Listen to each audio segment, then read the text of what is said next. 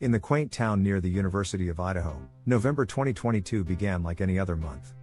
The campus was abuzz with students immersed in their studies and dreams of the future.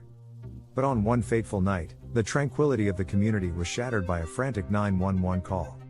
Kaylee Goncalves, Madison Mogen, Chapin, and Xana Kernodle, all in their early 20s, were close friends and housemates. They shared a modest off-campus house, where laughter and late-night conversations were the norm. They were young, full of life, and their dreams were beginning to take shape. But on that chilling night, their peaceful lives took a dark and inexplicable turn. A 911 call from a student at the University of Idaho reported an unconscious individual at their off-campus residence. Authorities, expecting a routine call, rushed to the scene. However, what they found inside was anything but routine. The off-campus house, with its door left ajar, became the epicenter of a gruesome discovery. Authorities found not one unconscious person but 4 deceased individuals, their lives tragically cut short.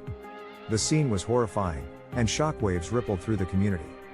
In the midst of this tragedy, 2 roommates, who had survived the ordeal, became central figures in the investigation.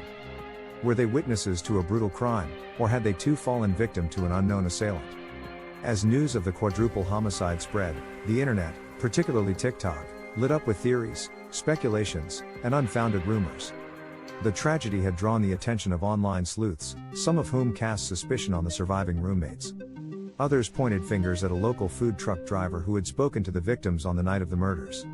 The speculation spiraled into a digital frenzy, leading to harassment, defamation, and even legal action against innocent individuals wrongly accused by online users.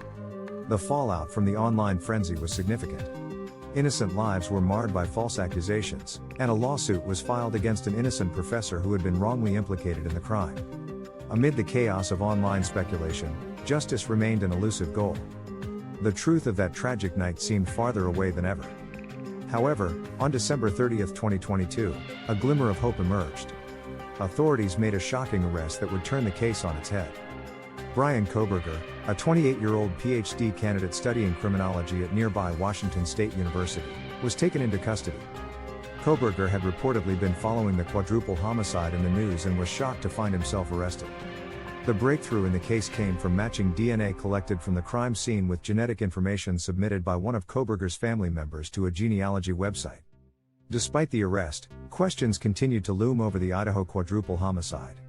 What had driven Brian Kohberger, if he was indeed the perpetrator, to commit such a heinous act? What had transpired within those walls on that tragic night? The story of the Idaho Quadruple Homicide is far from concluded.